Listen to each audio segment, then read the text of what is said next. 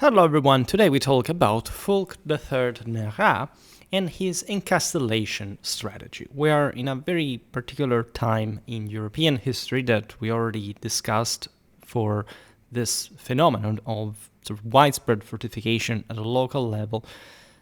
The 10th, the 11th century, there is a wave of encastellation, as a matter of fact, that starts from the Mediterranean. There are beautiful studies by Toubert that are old but sort of gold, regarding the material availability, but mostly also the political compaction, right, of European principalities through a thickly fortified territorial dominion, starting from Rome in the first half, the area around Rome in the first half of the 10th century, and basically ending on the Baltic, northeastern Germany, and of course beyond in a broader historical sense, but speaking mostly of post-Carolingian Europe, in the mid-12th.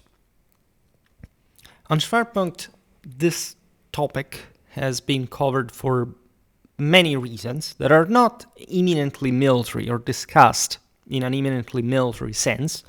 In fact, I have also from the lottery some videos on this very dynamic, in a more strictly military sense. That is to say, what were the castles of the Western Frankish kingdom in this era, in the higher Middle Ages. Being a medieval warfare-based channel, you would expect there's a lot about castles. As a matter of fact, not so much, in a sense, because they're both overrated or underrated. At the same time, today, perhaps we'll start understanding a bit better why that is the case. We're in post-Carolingian Europe. The main countries making it up had sort of fragmented themselves, politically speaking. In part, it's just an illusion, meaning that, especially in West Francia, where the political disgregation was more pronounced, at least on an ideal map of distribution of principalities, these were actually the richer, more compact, more powerful ones. And they, because of the historical, of course, foundation of the Romano-Germanic latifundium in Merovingian Gaul and throughout Carolingian and eventually at this point already Capetian times, in France, very few people controlled almost everything. And as the old continent, the world at large, starts reviving from the so-called Dark Ages, the early medieval sort of lows, that actually had already starting to rise again, but from the 8th century. And at this point, maybe having had a bit of problems because of the so-called second invasions, mostly the post-Carolingian fragmentation, the resources available are largely invested by, in fact, such seigneurial forces in the structuring of their territorial control in an unprecedented way, right? Consider that for hundreds of square kilometers in Europe, it was completely normal to have hundreds of castles, right? So very thickly militarized communities that we tend, in sense, not to look at, because, let's say, whenever we talk also about medieval warfare, at least in pop culture and disclosing and sort of disclosing, publishing, and so on. The idea is that the cooler things happen in the later Middle Ages. In a sense, yes, that's absolutely true by military scale. But when we consider also the social, cultural aspects behind that, we, I think, tend to underestimate how important, how seminal this period, in particular post-Carolingian Europe, really was, like the next couple of centuries fundamentally, in molding also largely what essentially the face of Europe in a broader political national sense is today. Obviously had also all the roots for that matter. Well, we talk about Fulk of Nerra, that is widely remembered as Fulk the Black, in fact that has to do with noir in sort of romance, on account of his noticeably dark complexion and habitually somber, brooding manner as well, standing out as one of the most transformative rulers of Western Francia during the late 10th and early 11th centuries. I made a video about the County of Anjou, at the head of which Fulk controlled, in fact, a major feudal dominion in the Loire Valley centered on the city of Angers, and part of the emerging principalities of post-Carolingian France, he inherited thus a county that had been shaped by his ancestors in the Ingelgerian dynasty, the founding line of what essentially will be the Angevin rulers that began with, in fact, the old Ingelger in the late 9th century. Exactly that moment of great political fragmentation when the vassalatic beneficial relations parcel themselves out in a very autonomistic direction, also emphasizing the needs of territorial defense, for example, amid Viking threats and fragmented royal authority.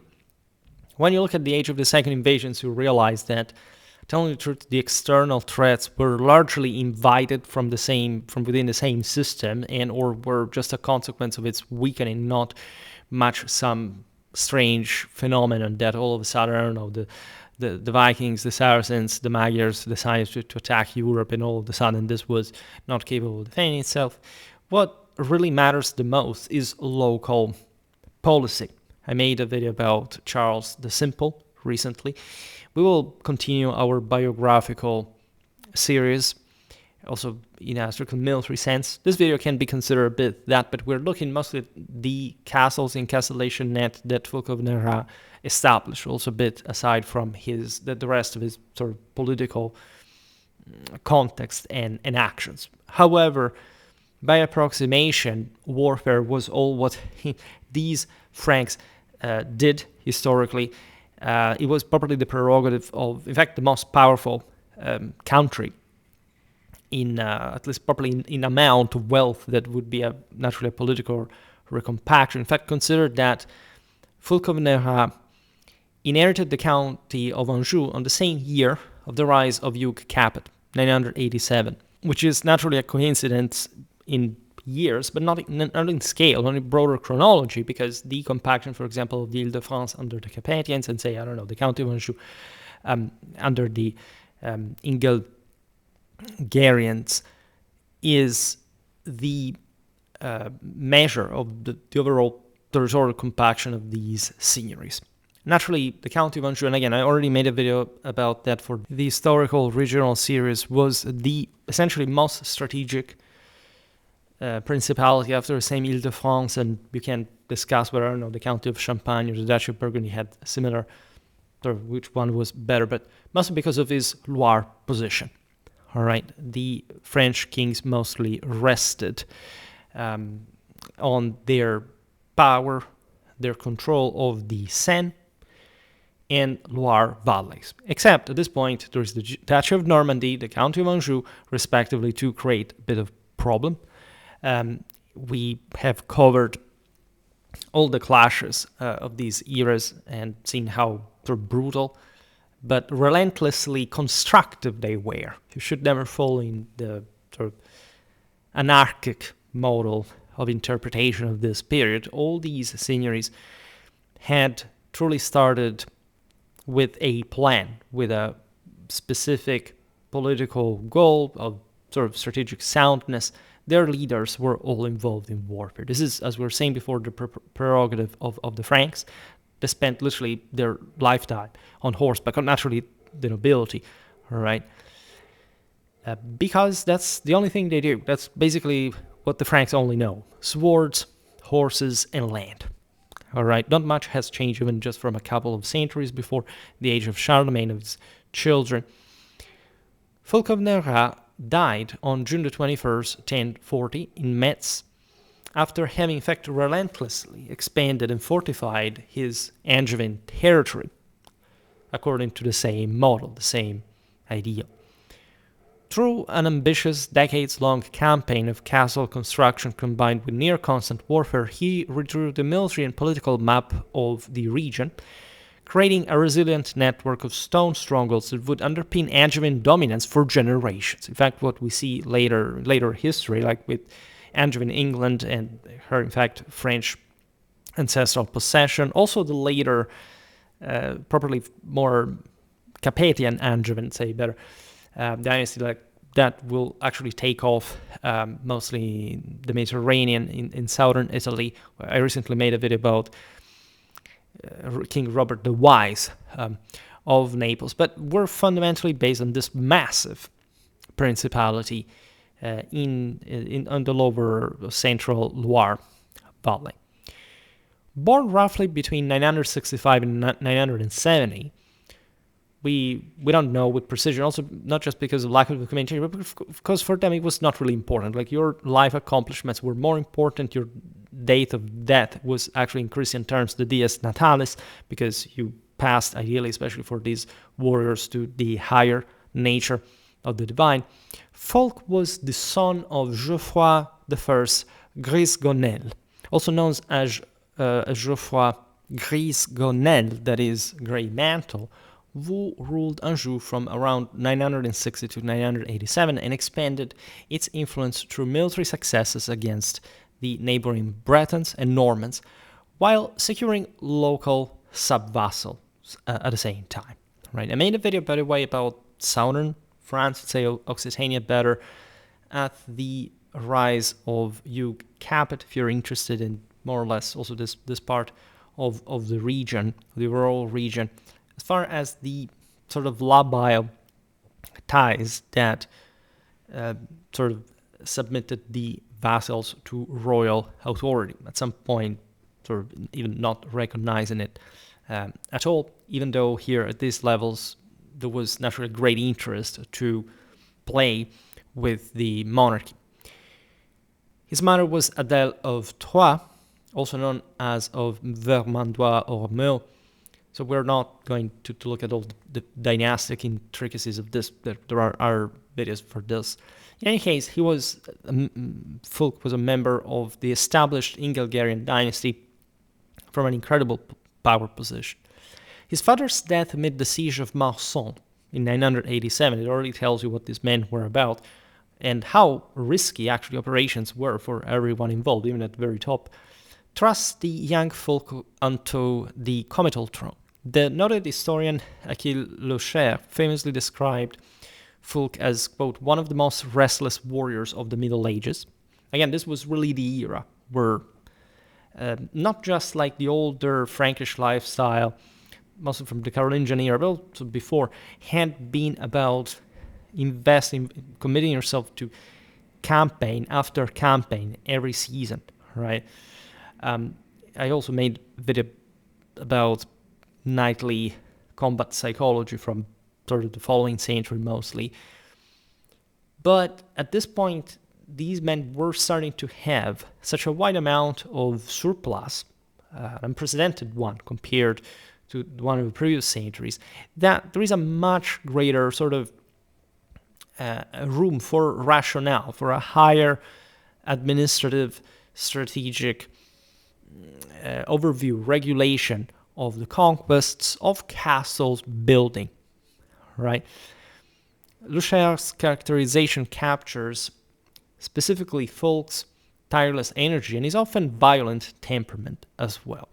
Contemporary accounts and later traditions painted him as impulsive, and at times exceptionally cruel. In fact, he faced serious accusations of ordering the burning of his first wife, Elizabeth of Vendôme, the daughter of Bouchard the Venerable, the Count of Vendôme, whose marriage in the 80s of the 10th century had linked Anjou to Vendôme's strategic holdings. Around the year 1000, we have charges of adultery as well as of orchestrating the murder of Hugh of Beauvais in 1008. Right, this gives you a pretty sort of solid picture of the man. This dark episode stood in sharp contrast to the profound piety that seemingly also defined him, because this was the paradox of these men. They were incredibly restless, energetic, and action-based, etc. But they truly also believed that it was somehow their act of volition to try everything in order to augment their power, and truly trusting in God for their ultimate heavenly achievement. Fulk founded major religious houses, including the Abbey of Beaulieu-lès-Loches in 1007.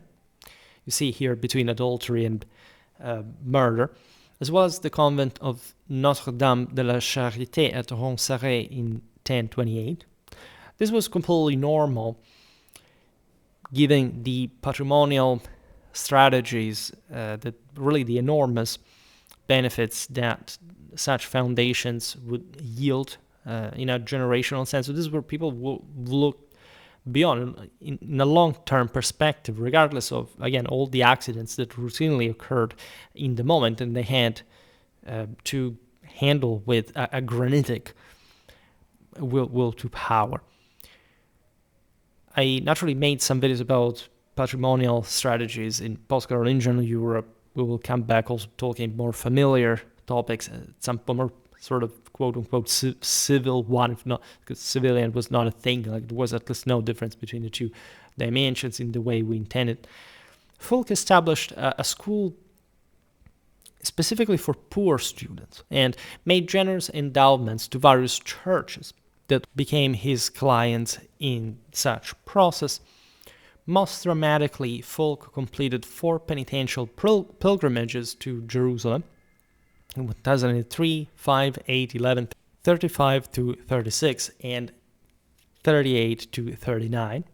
This is also extremely interesting for a number of reasons. First of all, this shows you how sort of projected towards the Holy Land the Westerners had already been, how much the Crusades were not born in 1095. Everything was going on from quite a while. Recently, in the video about Byzantine southern Italy, that I also sort of discussed in that participation with Eastern Roman History channel, we've seen that these are the very years which in southern Italy the Normans were rising. The Angevins were, as we've seen, next door neighbors to the Dukes of Normandy.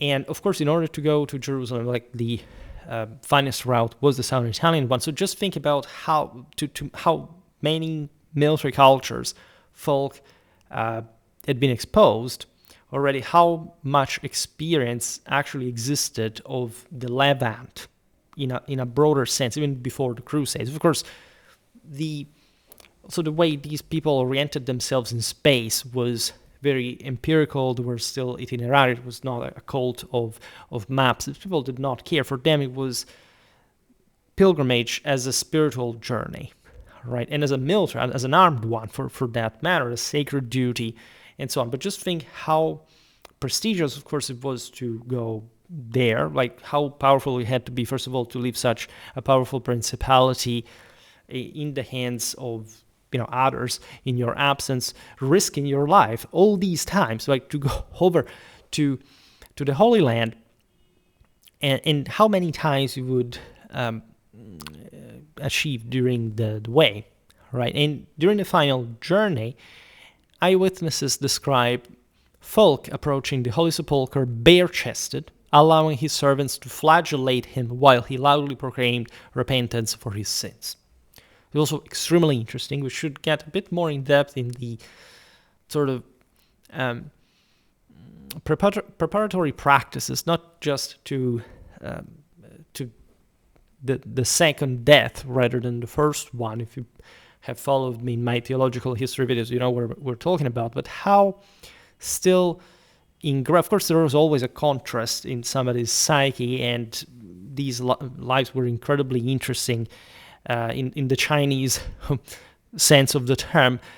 But there was all a sense of deprivation functional to a heavenly attainment also in, for example, knightly training and upbringing. So this violence, this suffering, this physical pain, if any, it was properly aiming at stiffening the soul, which was something that these men, by their own life experience, knew pretty darn well to allow them to achieve something incredible, to activate something truly hyper real.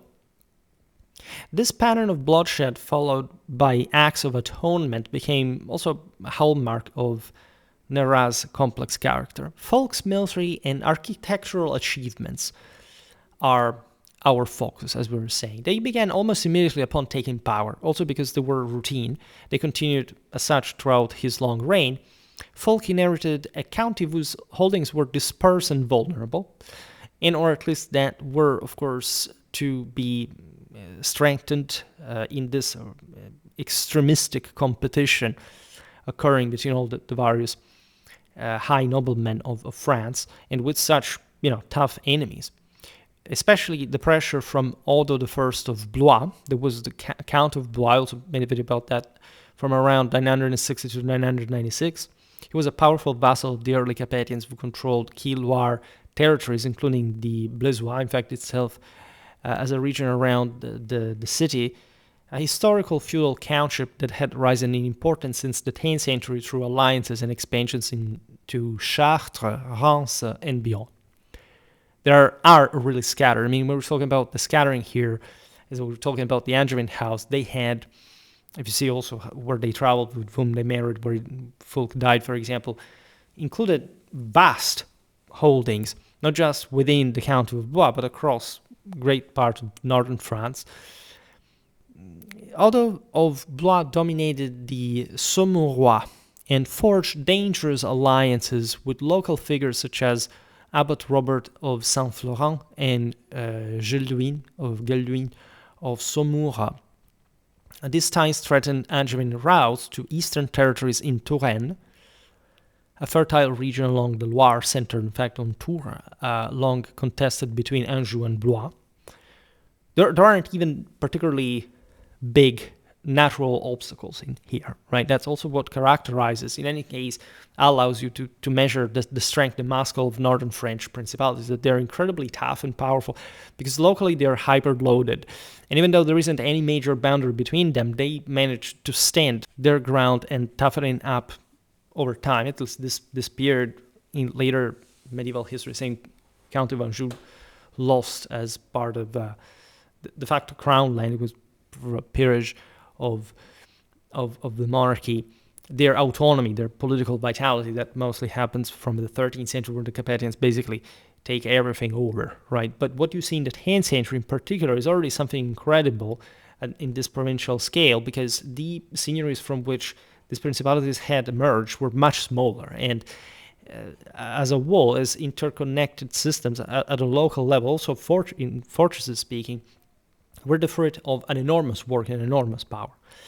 Other threatened area controlled by Fulk was northeastern Berry, central French province bordering Touraine and often involved in the power struggles of the Loire Valley lords. I made multiple videos about all these various provinces, so if you're interested in that, bear in mind. You find everything normally in the top fixed comment down below. Now, between 992 and 994, Fulk erected his first major fortress at Langeais, one of the earliest stone keeps in France, initially wooden and later rebuilt in stone, marking Fulk's pioneering shift to durable fortifications. Remember what we said about encastellation, that historiographically speaking mostly refers to properly the affirmation of truly stone-built castles. Right, this was in particular Langeais, originally a wooden tower, later rebuilt in stone. Stone cost a freaking lot. All right, I also made a video about 11th century building materials. We talked about northern France there, how these stone quarries, etc., were dug, and they're connecting with the international market and so on. Now, positioned 104 kilometers east of Angers, the castle of Langeais secured communications among key points: Amboise, Loches, Villeneuve, and La Haye-Descartes. Rather than serving as a direct springboard for assault in Tours, Langeais functioned primarily as a defensive barrier against Blaisois advances moving westward along the Loire Valley. A mid-12th century Angevin tradition explicitly supports this defensive purpose, stating that the fortress was intended to block enemy progress from Saumura, that, as we've seen, was siding with Blois. The 994 defection of Viscount Emery of Thouars further endangered the crucial southern corridor from Angers to Loudun via Villiers, a route some 50 kilometers long that Geoffroy Greymantle had secured in the early 80s of the 10th century. So you have to watch over everything, because these dominions are incredibly fluid.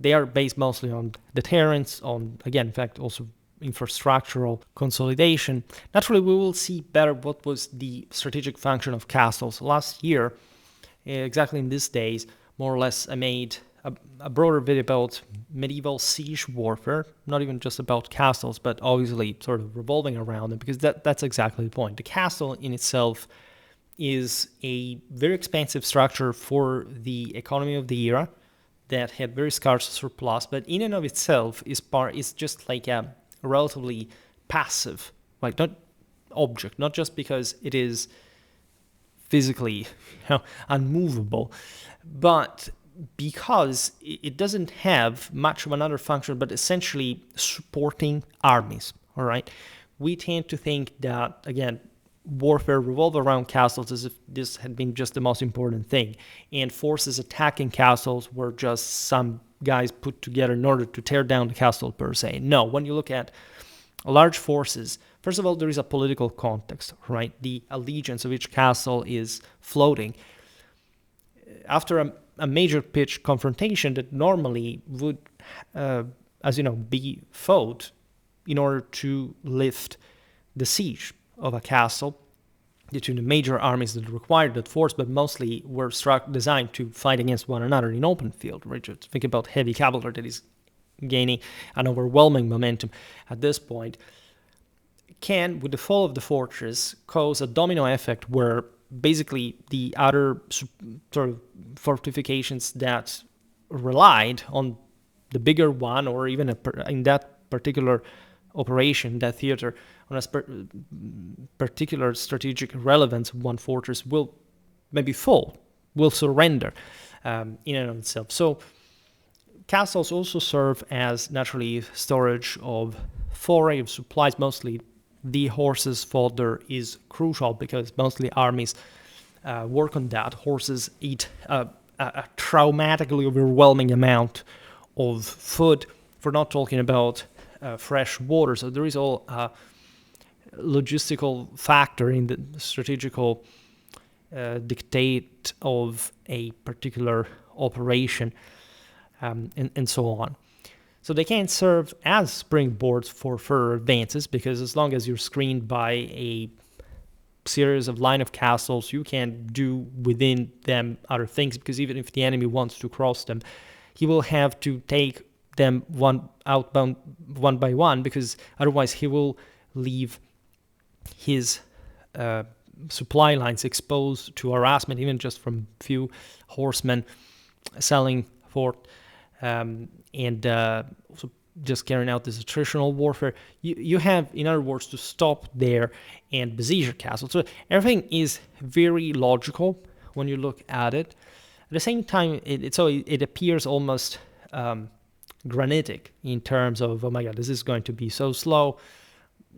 Castles block everything, but at the same time, there are certain strategical circumstances in which many castles can fall even without a fight. And so never commit the mistake to think it was just about the sort of the fortress per se. And remember that there isn't such a thing like an absolute strategic value, as we also discussed in our recent video about what is the Schwerpunkt in Clausewitzian theory.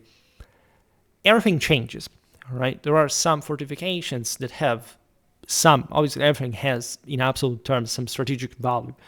But in more practical terms, especially in concentration of forces, and even for what the Schwerpunkt properly can be in different ways, castles can have more or less relevance during a campaign. So, in response to the aforementioned threats, Fulk strengthened Passavant, east of Villiers, and utilized the existing fortified refuge and ditch at Montaglan, that is 25 kilometers west of Loudun. This adjustment created a more secure, though less direct, alternative path with the spacing design, so relief forces could move between positions. In under a day, all provisions were mathematically calculated. There is a very, again, still sound, calculable material basis underneath the whole political and strategical context, while also preserving horses fit for combat. You need changes, you need, again, some particular the castles were, again, dominating pastures, etc., that had to be protected. In 992, Fulk won a crushing victory at the Battle of Conquereuil, where he defeated and killed Conan I, Duke of Brittany, also known as Conan I of Rennes, who ruled Brittany from 990 and had territorial ambitions that clashed with Anjou. Allying with Otto I of Blois and Richard I of Normandy, the Duke was strengthened Norman influence in the north. This is a very interesting transitional phase. Just think that the Normans have been settled in the lower Seine Valley at the beginning of the century, and that the Bretons had never been fully subjugated by the Franks as a frontier or fringe to begin with, had, however, preserved their historical equestrian skills. They had essentially taught the Normans to properly ride in the sort of most updated Western Frankish fashion. Telling the truth, influence would come from all places, mostly from northeastern France. The Bretons maintain even a bit more of hit-and-run tactics, kind of, again, Celtic fringe does this, and we will look at that to some point better, because I made only one video about medieval Brittany, and we haven't descended also in other technicalities.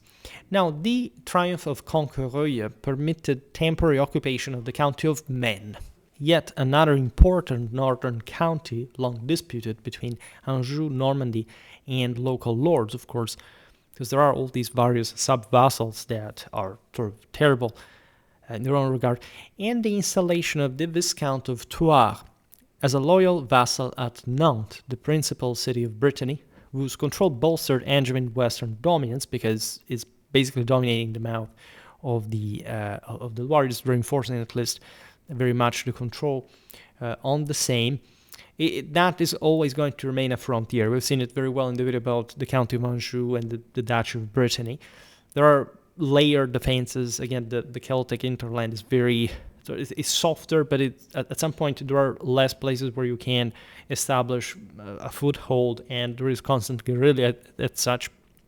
And actually, when we look at powers like these, also the Bretons had elite cavalry, for example. But when you look at these French proper Romance, northern principalities, you realize how dramatically advanced really their military was for their time. They had very robust, structured, if you want, feudal or proto-feudal armies.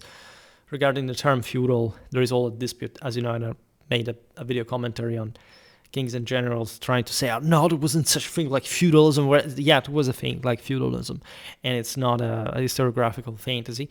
It just matters how you define things and how you don't start sort of making problems where there aren't really.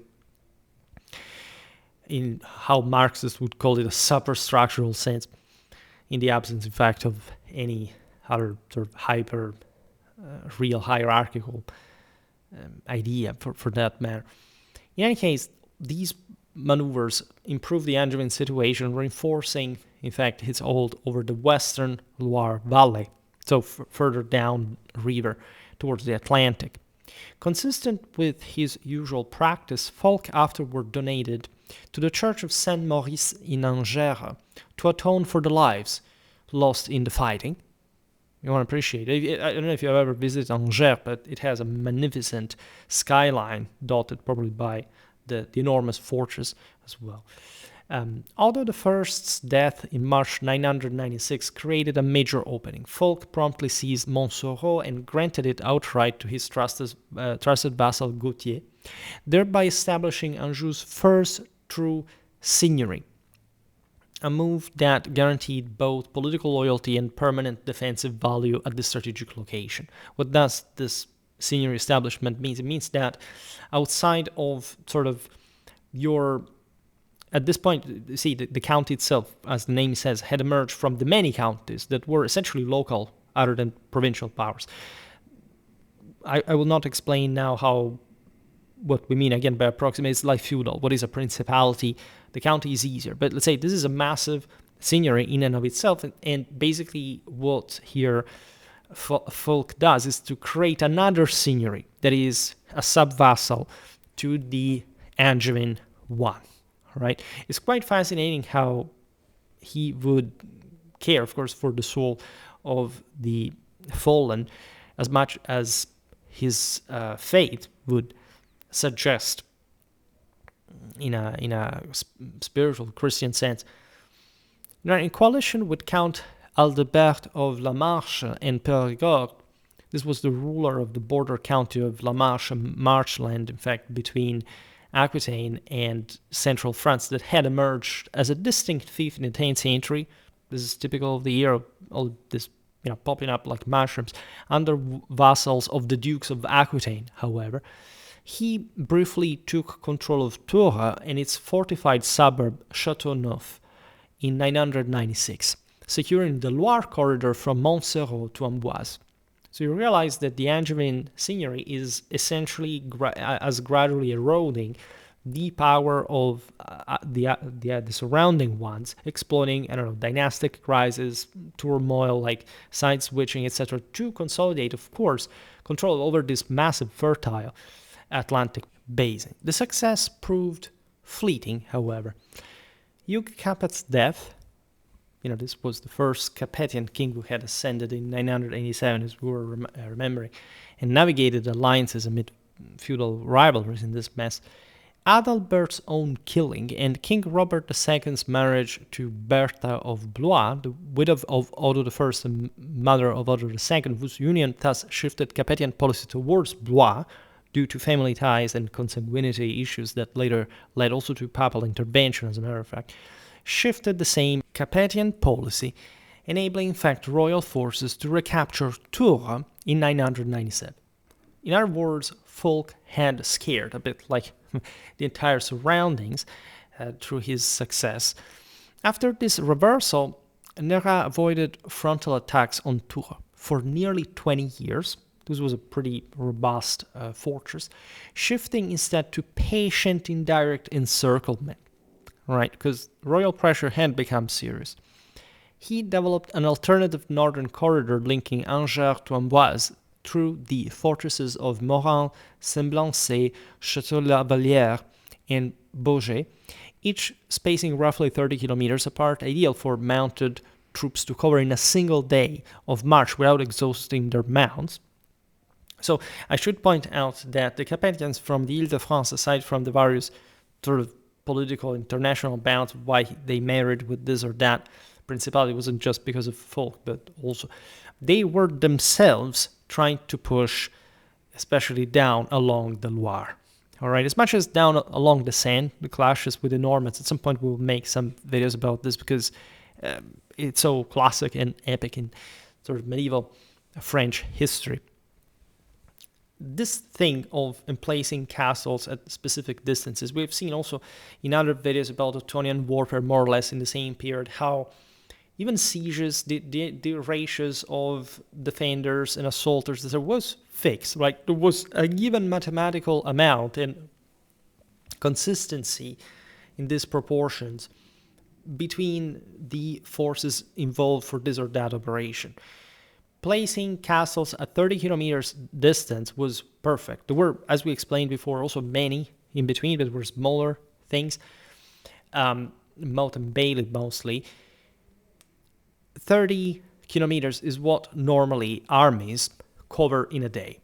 And also, personally studied ancient and medieval history for a very long time, never found any inconsistency in this sense across the eras. They all march the same identical length, right? You should, of course, praise Roman logistics, but it's not like the Angevin one of the 10th century was something less than that. All armies were fluidly functional, like there is no major issue, say, that army for some reason, like, out down-perform. Yeah, there are instances when if they are overloaded, if they have to cross a particularly difficult barrier, whatever, things can happen. You can, with other armies, also rest on specific natural boundaries, on castles, as we're looking at here, but the speed, the velocity, the way, also because if you look at them, it's not like military technology had ever changed that much. Armies were always the same. The art of war proceeded always along the same patterns, more or less, regardless also of the change in arms power, the preeminence of cavalry in this period, and so on. Going back to these castles that Fulk established, Morin, 17 kilometers north of Amboise, protected links to Vendôme, only 28 kilometers away, and threatened the Bleusois supply lines between Blois and Château-Renaud, 9 kilometers west. Also pretty close to one another.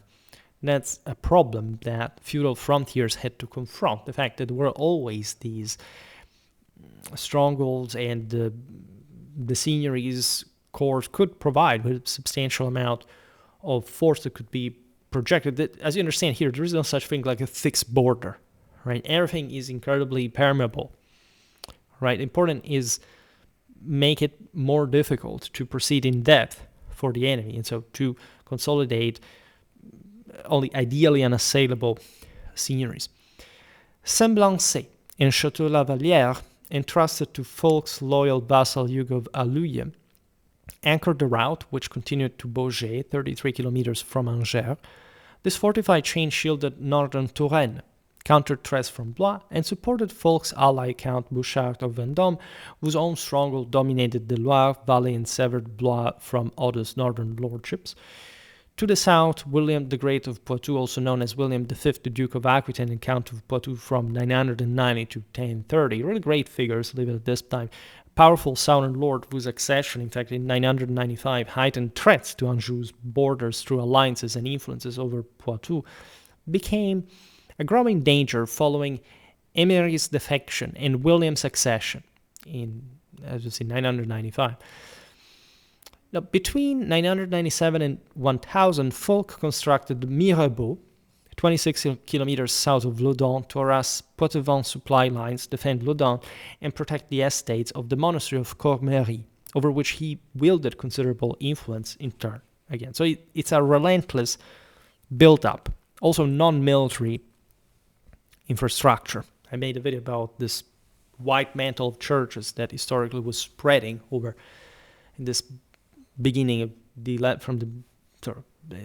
there's not a starting point, but it intensified in this time. Mantle of churches, of massive congregational coalition and land exploitation regimes, etc., all to turn this world into something ever more rich. Together with Loudun, Montcontour, and Fay-la-Vineuse, Mirabeau formed a diamond-shaped cluster dominating the lanes between the Dive and Vaud rivers, blocking Poitevin expansion and facilitating Angevin inroads into Poitou. In 999, Fulk nominally acknowledged William as senior for certain beneficia, including the one of Loudun, but the gesture did little to restrain his ambitions. Beneficia were the standard system whereby I give you essentially a prepaid amount of patrimony, of wealth, essentially revenue. It can be different things at the same time. In this case, essentially, a fief, ideally, we can call it like this. And this means that you are, of course, bound to provide the military service, because that's what it boiled down to, especially in this era, where the economy was also still significantly barter-based. I mean, it was actually very developed, but still was a matter of, as we said before, land, fodder, horses, and so on. Because you had, in theory, like your lord had already paid for that. And so you had, at that point, like a debt, like you had to remit by providing this military service to your lord. Naturally, the system had never worked. So what this actually means here is the fact that you are recognized, right, personally at the head of a particular fief as a lord, as a seigneur, is, of course, from such a powerful prince like the Count of Anjou, a big deal. It means that your seigneur, in that sense, is worthier, is more reliable, it's a good investment, all right?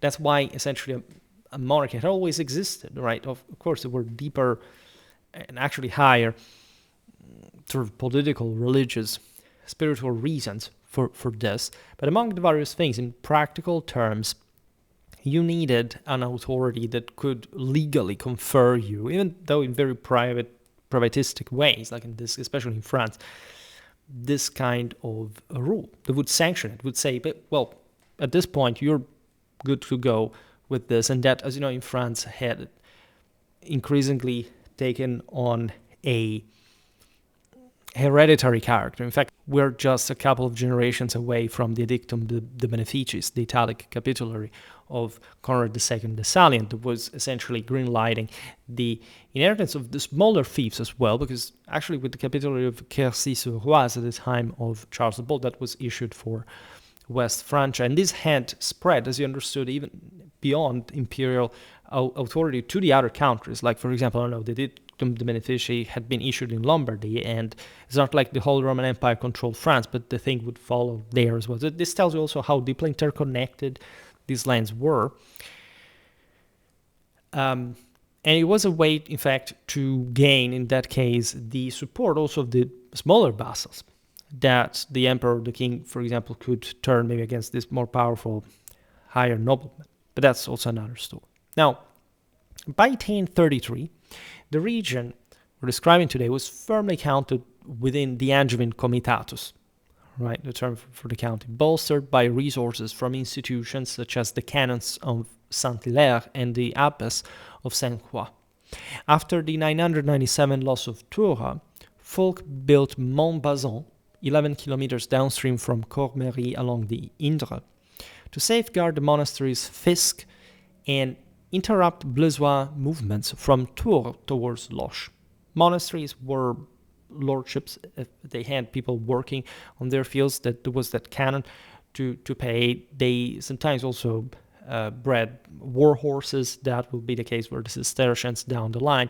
But as we've seen, again, mostly for the Crusaders at that point, but as we understand, embryonally speaking, that everything was already there. Now, the castle of Montbazon's location also threatened communications between Tours and Otto II's castles at Ile-Bouchard and Chinon. Around the same period, Fulk erected Montrésor to shield the monastery of Villers-Loin, 5 kilometers southeast from raids by Otto's garrison at Saint-Aignan, 18 kilometers distant, where the Bois forest terrain favored attackers and made a strong defensive post essential. Some of these fortresses, the one of Chinon, Montreux, will also be built up in the generations further, because that's also the point with the larger castles that we can still admire in Europe. But these are basically the survivors that essentially made it to greater stratification, preservation also for other reasons. Most castles were raised by the time of the Traces Italiennes and sort of later sort of modern era development.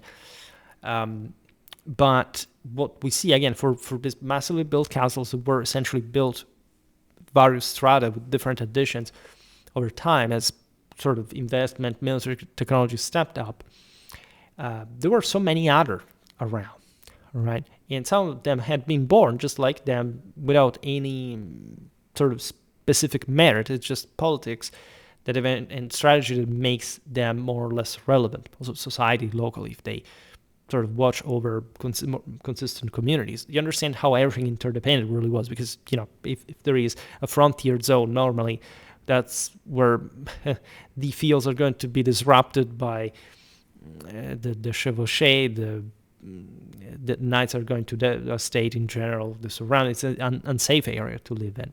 Also, that's why you need to properly fortify the same communities. Fulk appointed Roger the Devil, this reassuring name, as Castellan of Montrésor, and later Montrichard, constructed around 1016 on the Cher river, 20 kilometers from Saint-Aignan. Combined with Villers-Trois, these castles virtually encircled Saint-Aignan. So a containment and encirclement strategy at the same point, as it would gradually evolve, leaving only the northern route to Blois open. This was a coordinated encirclement strategy that reflected Fulk's intent to squeeze Blaisois holdings under reliable commanders. Blois was less powerful than Anjou, so in a sense, even just keeping built castles could at some point crush the only ones by simply choking their supply lines. On the western frontier, Fulk built upon Geoffroy Greymantle's earlier arrangements. He placed loyal men at Champtoceau, for Renaud of Torigny, roughly between 987 and 988, installed there as a faithful vassal. Châteaupan for Drogo, around 1006, Montjean and Saint-Florent-le-Vieil. In 1005, Fulk constructed Montevraud to secure allodial holdings in the Mauges, following earlier convention with Renaud. Everything was negotiated, again, in a private sense. These people believed essentially that castles were entrusted to them, were something they were owed, right, in terms of personal prestige and power. They saw it in very personal and private fashion, right? So it was a continuous negotiation, a continuous testing. Imagine even just all the political skill, relentless negotiations that matured in a lifetime. Further castles at Chemillé before 1016, Beaupré before 1029, Montfaucon around 1026, and possibly La Tour-Landry solidified the Mauges against Thouars while connecting to the southern corridor via Villers, Montreuil, Belley, and Loudun. In northwestern Maine, Château-Gontier, 1007, bridged the 50-kilometer gap between Caen and Sablé. So these were all established by Fulk, by the way. So literally, like, he oversaw the construction. He at least found that, even when he couldn't be present, of course, the enormous amount we see here that really make it one of the greatest military engineers of the era, if you think about it in a sort of truly strategical sense. Recruiting Les Eaux of Bazougères and Saint-Christine, 25 kilometers north-northeast, allowed Fulk to threaten Mayenne, 35 kilometers farther north, which he captured around 1014. Alliances with the lords of Belém, the Viscounts of Le Mans, and the Bishop of Le Mans cemented control over western Maine as well. Along the Loire Valley, a dense chain, Beaulieu-lès, Mateflon, Durtal, La Flèche, Le Lude, Château du Loire. The Chartres-sur-le-Loire and La Verdun formed a northern frontier with an average 16 kilometers spacing between fortifications. This shows how, of course, they could support one another also much more. This entailed, naturally, a much greater density and or proximity, depending on the pattern, how they were distributed. This shows how, again, more heavily militarized, how tendentially less permeable it was, corresponding to a greater enemy infiltration attempt, at least. Fulk's southern thrust extended into Poitou and Saintonge. In 999, he received Saintes and other places as beneficia from William the Great himself, the Duke of Aquitaine. I made a video naturally also about medieval Aquitaine. We'll talk about the duchy in sort of better terms at some point. So there is also here a condition of power sharing, of different sort of personal connections that made politics a strategy in France through castles. Fulk fortified or helped to build Parthenay before 1012, because naturally different lords could also contribute to the construction of a fortress that was, for different reasons, either mutually interested or in any case some conditions advantageous for both, and gained control of Germont, Mosée, Tonnay-Bouton, and Taillebourg. I made last year a video about the battle that will be fought there in the 13th century, the one with Saint Louis against Henry III of England. Very, very beautiful battle, by the way. That shows you how also complex, for example, crossing a river against fortifications, like how it really was, like requiring amphibious operations and important sort of combined arms support. So similar things, even though they're not detailed in depth by the sources of the sort of end of the 10th here, the beginning of the 11th century, would have basically occurred in the same way.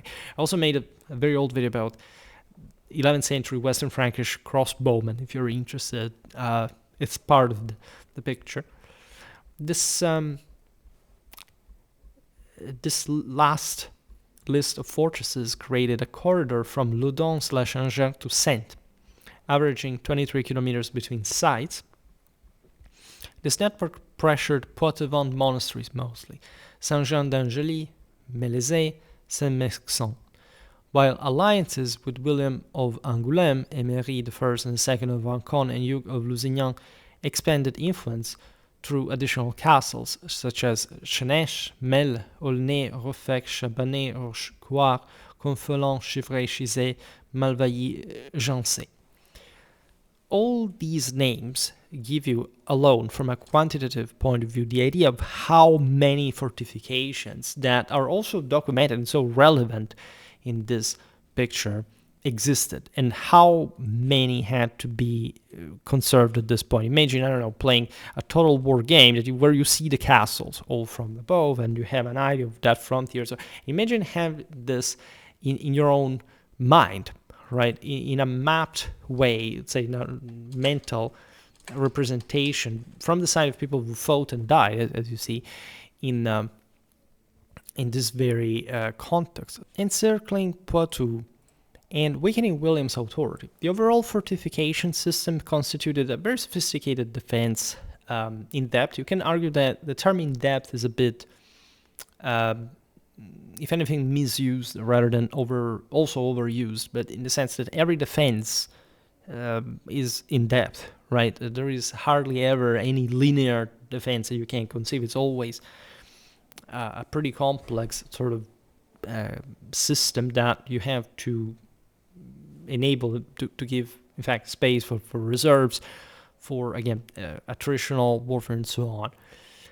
When we look at these predispositions, we want to think here that there is all a historiographical, archaeological work to reconstruct these fortresses, like how, when they were. So imagine the times in which this stood as this grim reminder of this quite powerful dominion that at some point also collapsed, especially in just even out of usury and destructions, the same sieges, but also simply the rebuilding, the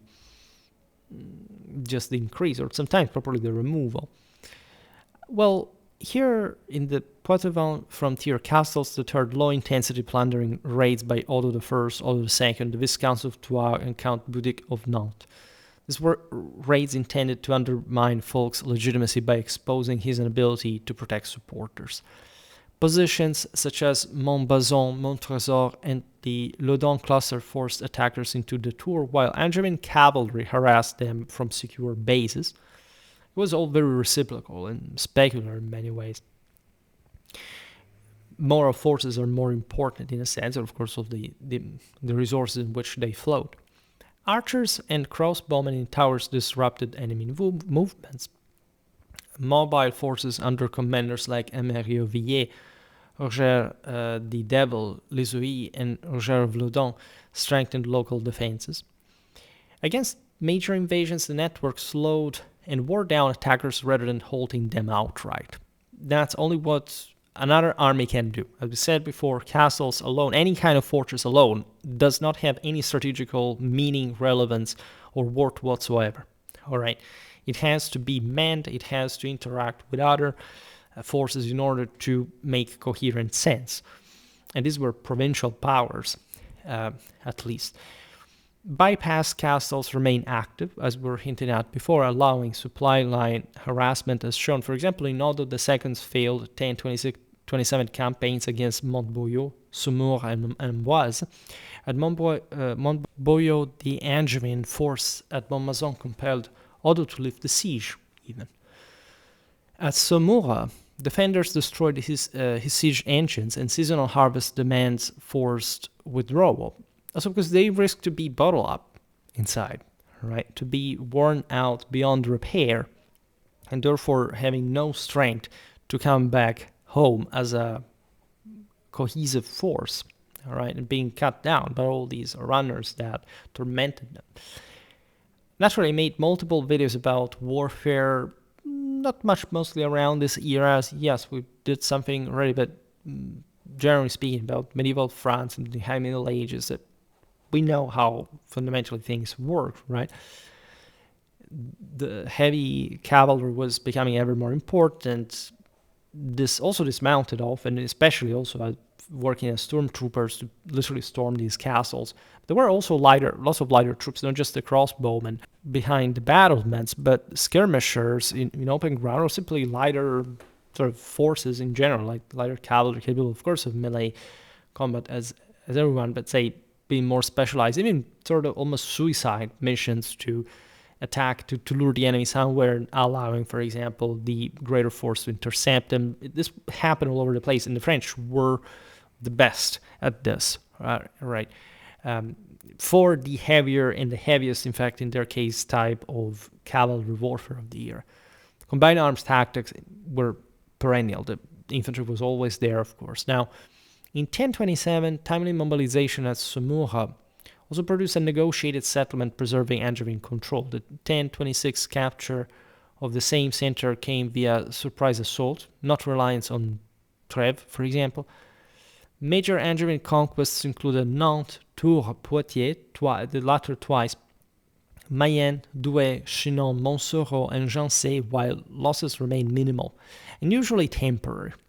The former centers are really big. Like, Nantes, Tours, Poitiers, these are really big Roman cities historically, so they really were major cornerstones of a provincial domination, but they were also quite exposed in a sense.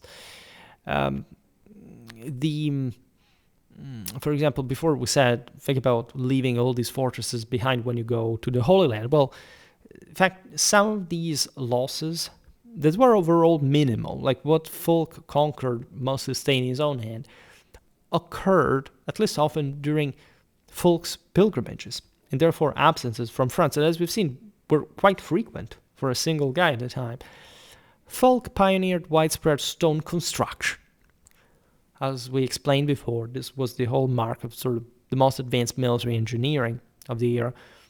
Most notably is the case at Angers, before we've seen in 994, and the great donjon of Loches that was built somehow between 1020 and 1030, right around that, which served both military and symbolic purposes, by the way, in a contested Touraine contemporary with Nogent-le-Rotrou, because a castle is deterrence, but it's also prestige. It's also like they had courts in there, not in all of them. Some of these structures were also fairly primitive, but still, right? It's a way to show off. It's a way to properly see your own, how far your domination extends. I just recently made a video about the late Latin Oppida, and we've seen that properly in the etymology, Proto-Indo-European, this stands for foot, right? And the idea is that there is a walk, as we've seen also in the rest of our videos about Indo-European theology, of conquest and transfiguration of the world through holy conquest, of which castles are just some sort of chthonic accident, of sort of temporary pose of the operations of world domination. That's how they literally saw the thing. And that's why, again, someone who fought, as you see here, building castles every 10 kilometers or something, would be able to just travel thousands of kilometers to go over to Jerusalem from northern France. This is, I think, very fascinating. In total, Fulk erected more than 100 castles, donjons, and religious foundations, including Loches, Montbazon, Montrésor, Saint-Blancet, Montrichard, Villentroy, Loudun, Montcontour, Montreuil, Bellay, Brissac, Beaugé, Durtal, and Château-Gontier, accelerating the encastellation process and encouraging settlement around fortified sites and priories. Right? Castles attracted people from surrounding areas because they felt more defended, living closer to the local garrisons. There were markets around, there were some suburbs emerging. I made a video last year, if I'm not wrong, exactly on the settlements emerging from as suburbs proper. You can check that out. And I will create more videos about this form of sort of fortifications, form of settlements, Middle Ages. So when you look at this massive, enormous for the year amount of fortification, you realize that the Angevin heartland was pretty well defended by lots of stone towers. Again, the capacity to build larger structures in stone is limited at this point. But the fact that in this beautiful Atlantic landscape, you can see, right, this, again, towering structures for the year, that at the time was dramatically impressive. It was a way properly to say, this is mine, right here I lord. By 1016, the victory at Pont-le-Voix with Count Herbert Wake Dog of Man further eroded Blaisois power in favor of the Angevins. in all this, again, major clashes are occurring. They're fairly modest compared to later medieval engagements, but they're still relevant and they cost incredibly much. They're in parallel with this massive castle building. Appointments such as Lisieux as Seneschal of Anjou and commander southeast of Amboise, plus Léon of Meung-sur-Loire's role in the Orléanais extended Angevin influence. Strongholds at Beaugency and Meung-sur-Loire, 10 kilometers from Orléans, the acquisition of Château Landon around 1029, and Montrichard's construction bracketed Blois river access as well. This fourth of a century encirclement strategy reached fruition in 1026 when Otto's failed attack on Amboise allowed Fulk to solidify his gains further. Fulk's personal life remained turbulent in all of this. So you think like this commitment was pretty much at the center of this guy's life. Well, there were lots of other things. That's how magnanimous, in the etymological sense of the old traditional meaning of the term, really is. Like his marriage to Elizabeth of Vendôme produced daughter Adèle, who wed Baudon of Nevers and inherited Vendôme.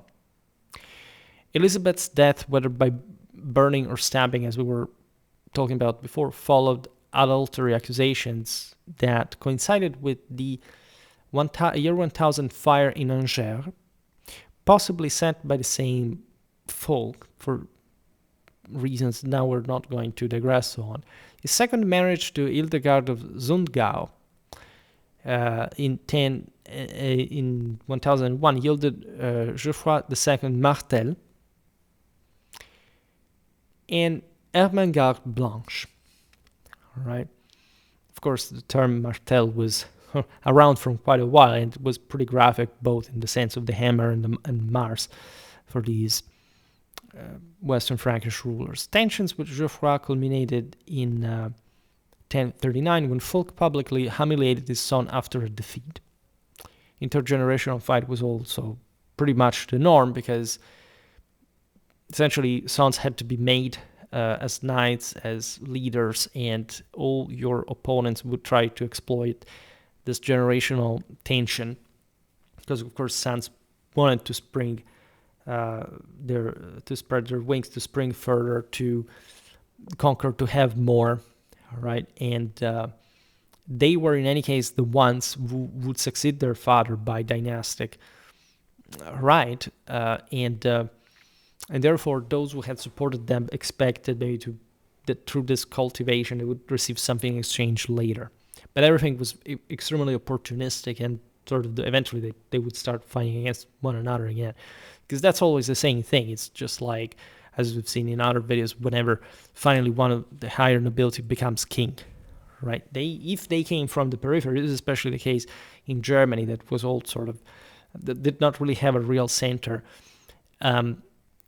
These guys, as kings of the Romans, as emperors, start doing the same exact things that they had fought against when they were not monarchs, right?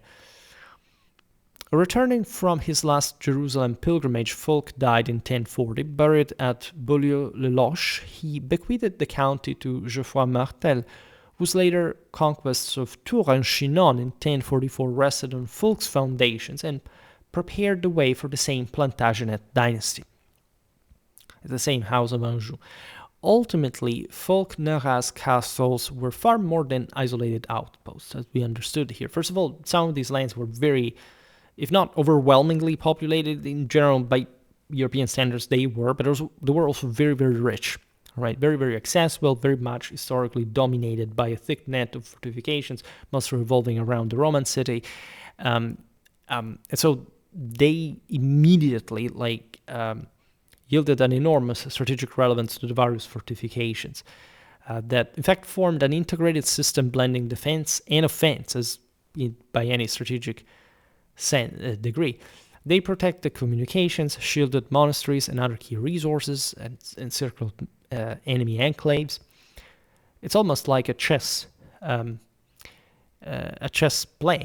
game with the towers literally advancing and surrounding. Yeah, it stemmed ideally also from this kind of fortification throughout history, and their offensive purpose as well.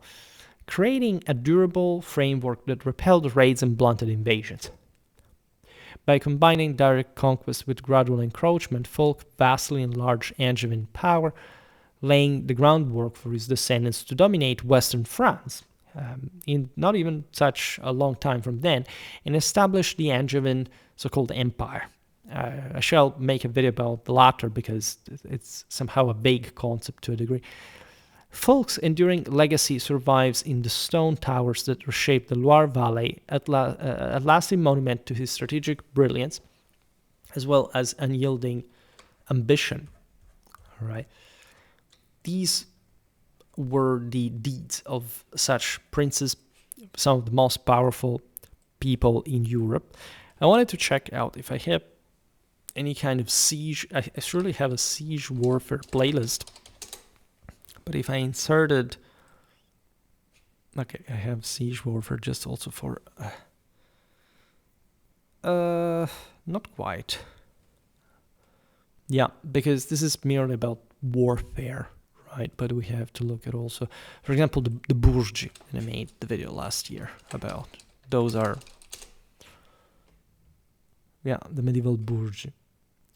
Urban centers from fortified settlements under lordly and ecclesiastical rule. That's a perfect video to explain conceptually what we're talking about here. But I have another video incoming on, in fact, fortified, like probably Western Frankish fortifications across the High Middle Ages.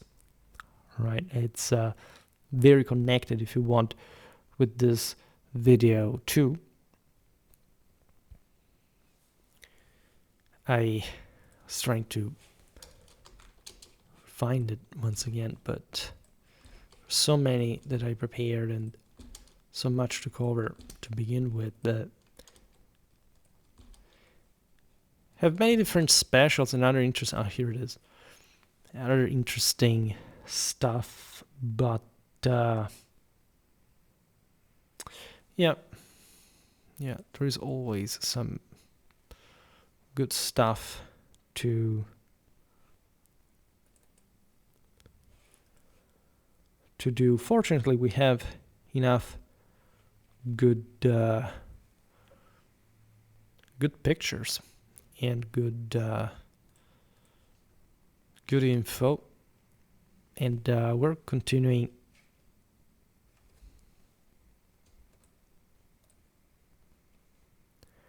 Yeah.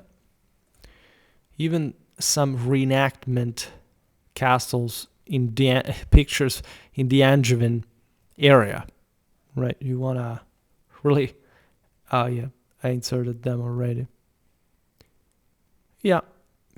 So, well, we will see this better. Some of the pictures you saw, by the way, were in this video a bit out of time, because it shows you the locations where some castles had been built, but others, in fact, will build over, right? And these areas will remain pretty famous and consistent as far as castles. So again, I showed you mostly also some 12th century era towers. If anybody complains, because you have people at this point complaining about not really anything, but for the most ridiculous things, you can imagine now that I use this picture. Nobody ever complained about pictures, even though that's the thing they like the most, but that gives you, again, the idea that there isn't even much awareness, in fact, as that specific aspects of criticism that ever point out. And it is, we go on. Again, that's the mission here. We are doing fairly well, and I'm glad that we sort of managed to build some greater awareness. We have, again, always more people subscribing willingly. Obviously nobody is being pointed with a gun to do so. You may never know how it actually happened, but let's say that's the only thing, paradoxically, in this massive time of YouTube crisis. I don't know if you know about this. There is a massive issue going on with YouTube views, income, and so on. It's been pretty big. It's not like the voices of the previous years that were about, oh no, I went down with views. It's YouTube fault. No, this is a big thing. They said it themselves, and everything is being redrawn. They don't probably know That's my best guess what the hell is going on to begin with, but works as sort of, these videos are, again, the pillar of our channel, the pillar of our content. So if we go on like this, we'll surely find plenty of opportunities to build, again, further rich and more, a bit like Fulk of Nerra's castles. Surely we'll talk about these figures individually. This was mostly just about his castles, but as you understood, he was kind of a very famous and interesting figure. For today, however, I stop it here. I just hope that you enjoyed this video. If you did, please share it. Otherwise, leave a like or subscribe to my channel if you're interested in my upcoming content. As always, I thank you heartily for listening to me. I wish you a nice time and see you next time. Bye.